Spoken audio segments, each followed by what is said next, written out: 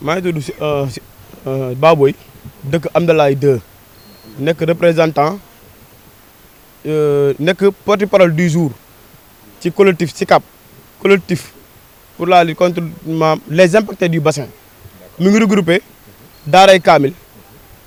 sant yàlla Minatul Salaam Amdalaay 2 Minatul Rasul ñu ñëw constitué wu collectif bi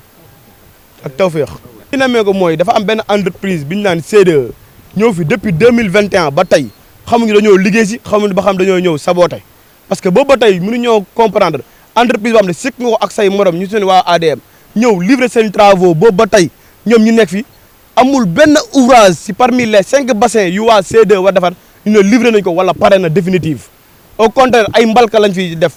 dañoo yokk problème mais réglé wuñu problème bi ñun nag collectif bi dañoo taxaw temm pour faire face ak CDE boo gisee nag ñuy adressé directement parole ak autorités yi mooy que ce soit le président de la République le premier ministre et le ministre concerné Cheikh Tidiane Dièye parce que suñu problème dafa jéggi autorités yi fi nekk parce que amul suñu benn mémorandum boo xamante ne yeggul si ñoom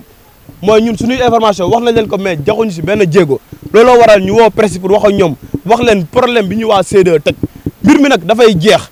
nekkul nag pour négocier ak kenn soit dañuy ñëw liggéey mu jeex soit qu'il dégage d'ici amul luñ ciy négocier loo xamante ni mën na 3 kilomètres de longueur ñoom ñu jël tronçon boobu noonu mënuñ see liggéey dara depuis 2021 ba tey si dëkk bu ñu naan dañuy war a jubal jubante dañoo jàpp ne ñoom yëguñu ko à partir d'aujourd'hui nag la ñuy lancer d'alerte wax leen ko ñoom ñëpp amatul dara fatal ay ni bu ñuy may waa CDE amatul dara loo xamante ni nañ taxaw si ginnaaw wala di xaar ku gis xam ñun ñi ñëpp gars yi sonn nañ dee nañ récemment daaw am na fi ci cas de décès ñoom ñoo ko waral ñoom ñooy principale cause bi parce que ñoom ñoo ko gas amul barrière amul grille de protection amul dara loolu nag lañ bëgg mu jeex te nag CDE direct la ñuy waxal bëggatuñ sax muy continuer travaux bi nañ fi jugee parce que mënuñu fee nekk boobu tey amul dara lu fi def nañ fi jugee ci ni mu gën a gaawee dañu leen di may nag ultimatum di xaar ak autorités yi ñu ñëw ñu wax ak ñoom ci lii wax leen problème bi loolu yéen a ko gisal seen bopp gis ngeen yooyu ni mu si taxawee quatre tuberculose yu ñu leen mën a wax ci biir quartier bi xamuñu nu mu toll te CDE da cee bokku problème bi ñu am nag ñu nag état bi la nañu ñëw wàllu suñu parce que mënuñu koo sekk ak ay nit comico tim ñu Parcelles Assainies nekk suñu côté ñun ñu bàyyi ñu si ginnaaw ñun ñu wooyee flottant kon ñoom loolu dañ koo bëgg a dëggal bëgg ñoo fàtte mais ñun ndaw ñu dëkk fii nii loolu duñ ko maye te incha allah dañ ciy taxaw dañ ciy xeex CDE moom dina fi jóge par A ou par B parce que ñun si Sénégal lañ bokk ni ñu defaralee ñeneen seen ouvrage yi mu pare si date limite pourquoi pas CDE livrer loolu noonu mais à chaque fois ñu ngi naan ay non dañu am problème avenant am nañ fi avenant ñu doy leen 498 millions li may wax ni ay documents yu ma tiim la lu ñuy wax c'est vérifiable mën nañ koo vérifier sur les papiers loo xamante ne ñoom ñoo ko andi amul dara loo xam ne respecté nañ ko benn bi mooy système de pompage yoo xamante ni ñoom ñoo fépp fu travaux am que ce soit mu jugee sant yàlla tawféex ba Daaray Kaamil Amdalaay ñoom ñoo war a gérer système pompage bi amul dara luñ si respecté léegi ñu dañuy laaj état bi CDE nga xam ne jox nga ko marché amul benn norme bu mu si respecté beneen bi bassin yi ñoom ni ñu ko bëgg a liggéeyee nii mën nañ koo pare si 5 ans nit ñi am soulagement mais après dañuy dundat encore inondation te ñun solution définitive lañ sekk ak ñoom. ndax jiital nañ wàllu. bon amul benn assainissement parce que bu ngeen xoolee ni mu mel nii plan initial mi ngi nekkoon mu jaar ci biir flottant bi comme ni ñu koy waxee mais ñoom bëgg lu yomb moo tax ñu dagg ko branché ko si canal bu mag wax ne waa ADM ñoom ñoo ko defar andi ñu ay bonaa yoo xam ne jamonoy Lac de Guiers la ba tey loolu nag mënutuñu koo nangu à chaque fois semence technique te bu ñu wax ak waa CDE xamuñu kan la ñuy waxal koo dem pour waxam mu ne non kii la kii mooy responsable madame Sarr jàppal fii ma dikkee ma fi DPG yi nag mooy yor travaux bi jox ko waa CDE ñun DPG yi la ñuy waxal carrément que ce soit ma dikkee bu nekkee feneen prophète mais fii santuñu ko gërëmuñu ko ndax xamuñu liggéey bi mu fi def. choisi def suñu point de presse comme nii jàpp nañu autorités yi muy président de la république jàpp ba suuf yëguñu ko moo tax ñu leen koy yëgal parce que même lors de leur visite bu ñu def visite dañuy tëb site yi parce que xam nañ fii la problème bi nekk lu ñu leen andi fii dañoo jàpp nag yëguñu ko ñu ngi leen koy yëgal nag à partir d'aujourd'hui nag commencé nañ pour dem ak ñoom semaine prochaine benn étape lay teg pour jéem a rencontre ak autorités yi bu ci amee nag vitesse supérieure lañ jëm te loolu lu ñu leen wax lu mu doon. travaux boo gis day ànd ak lu ñu naan projet d'intérêt communautaire mooy soit les pics soit day nekk stade de football soit éclairage wala ay tali carreau ñoom amul dara lu ñu fi def pendant ce temps ADM mi ngi sekkaloon liggéey bi ñu ngi tollu seen pic ñu ngi defar ay loisir fu xale yi foowee ñoom mënuñoo ko ñoon livrer ñun waxuñu leen sax pic yi mais nañu defaral suñu bassin norme nag norme bassin li mu laaj parce que ndox bi ak miir bi waru am contact direct mais lii bu feesee bu fi tawaatee ñaari taw ci biir dëkk bi la jëm te ñun loolu duñ ko nangu beneen bi mënuñoo nangu ngay dindi ndox bi ci buntu kër gi te nga bàyyi bi ci biir kër gi parce que suñu problème du problème comme bassin bi ndox baa ngi ci biir quartier bi lan moo tax mënuñu yor ay raccordement mu génn ñëw ci biti ñëw mu fekk si kii bi ci bassin bi mais ñoom dañoo préféré taf yëngal boobu nag ci réew mi ñu toll tant que ñu ngi dund duñ ko mayee waaw mais boo ñëwee ba buntu kër jàmbur nga gas fa bàyyi fa ay weñ bàyyi fa ay planche kooku bu ñu la nee damm na sax na sant yàlla mais leneen mun na am kër yu daanu bu mu leen bett ñoo ngi dégg ay kër yu daanu nanga bu mu leen bett que bu amee suñu secteur bii ndax dañuy ñëw ba sa buntu kër gas ko bàyyi fa ne chômage technique la nekk pendant 8 mois loolu moom du lu ñuy accepté si dëkk bi ñu naan jubal jubanti balaa mbir di yegg li bassin laaj mooy dindi tifaa yi munoo gas bàyyi fa ndox bàyyi fa mbali di wërale miir après kañ ngay génne loolu noonu ñun loolu lañ nanguwul loolu lañ nanguwul te ñun ak CDE ñun ak ñoom dañ fiy jugee ñun ñoo bëggatul léegi waa CDE di ñu liggéeyal mi ngi naan est-ce que sollicité monsieur le maire que ce soit monsieur le maire le préfet le sous-préfet jël nañ suñu mémorandum jébbal leen ñun loolu lañ mën gis nañ ne suñu jàngoro saafarawul ñu jug doxal suñu bopp dem fu mu war a yeggee ñu yeggee ko fa suñu bopp.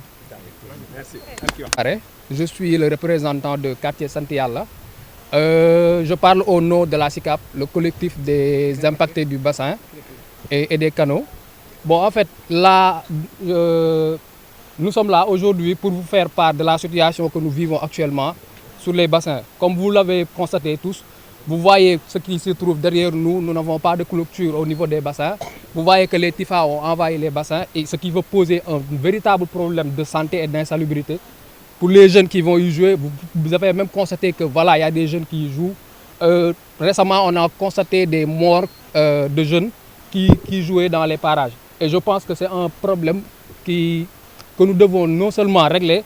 dans les plus brefs délais, mais en même temps aussi demander à l'entreprise qui s'occupe de la résolution de ce problème-là de quitter. Parce que les quartiers environnants, par exemple, les Parcelles Assainies et les quartiers qui se trouvent devant nous, aujourd'hui, ont eu la possibilité de bénéficier de ces marchés-là qui ont été gérés jusqu'à la fin. Mais aujourd'hui, nous avons constaté que la CDE traîne toujours et que les projets, les objectifs qui ont été fixés ne sont pas atteints actuellement. Donc, du coup, nous exigeons que la CDE déjà quitte et peut-être confier le marché aux Chinois, peut-être qui ont bien fait le travail de l'autre côté, que nous avons constaté. Comme vous avez pu le constater, hein, ces quartiers-là ne sont pas assainis. Vous voyez que déjà les tuyaux, les sorties ne sont pas bien faits. C'est un véritable problème et déjà c'est la cause même de ce point de presse-là pour faire signal, pour montrer aux autorités que rien ne va ici dans ces quartiers-là. Voilà. Pour l'instant, on n'a pas d'interlocuteur direct au niveau de la CDE parce qu'à chaque fois que vous y allez, vous n'avez pas de personne à qui vous adresser directement. Peut-être qu'il y a une fuite de responsabilité, les gens vous envoient de gauche à droite, vous ne pouvez pas vous situer. Et je pense que c'est quelque chose qui est anormal déjà. Voilà, nous devons être en mesure déjà de savoir parler à qui de droit, non seulement leur exposer la situation des différents quartiers qui constituent le collectif. On compte passer à la vitesse supérieure, mais on ne dévoile pas ses armes en allant en guerre, je pense. Voilà, c'est un collectif, nous travaillons en amont. Et je pense que voilà, les étapes suivantes, vous les saurez, voilà, et on vous tiendra informé. Il y a dans tout type de projet, comme on l'a dit, on prévoit peut-être sûrement de faire des éclairages publics, soit des terrains de jeu pour les enfants, mais tout ça n'a pas été fait. Mais nous, déjà, la première revendication que nous faisons déjà, c'est la résolution définitive de la situation des bassins actuellement. Je pense que là si cette étape-là est déjà établie, on peut passer voilà, à demander d'autres choses peut-être qui vont s'ajouter à l'objectif principal. C'était déposé et on n'a pas eu de retour. Et je pense que ça dépasse même les compétences de la mairie. Et je pense que ça va directement au ministère de l'hydraulique ou bien de l'assainissement. Le préfet quand même, oui. Il a été consulté administrativement, mais toujours comme on l'a dit, on n'a pas eu de réponse par rapport à ça. C'est pour ça que nous avons organisé ce point de presse pour dire aux autorités que ça ne marche pas du tout. Effectivement, c'est ce que nous voulons. Nous voulons déjà rencontrer le ministre, l'exposer déjà la situation des différents quartiers qui constituent le SICAP. Et comme ça, éventuellement, c'est la meilleure solution possible pour pouvoir régler ce problème. Diédhiou, Ma Binta Diédhiou. Wa dëkk Amdalaay mais tey suñu jooy nekkul jooyu Amdalaay kese parce que boo xoolee depuis Xayra ba Daaru Salaam defe naa benn problème bi moom la ñu am problème bi mooy lan waa CDE ba ñu ñëwee inondation ba mu amee waa CDE ñëw ne dañuy gasal dañuy defaral ay bassin de rétention ñu yaakaar ne dinañ noppalu mais defe naa ñoom dañ ñoo gën a andil problème ndax depuis bassin yi bañ ko fi defee ba léegi ëpp na 4 ans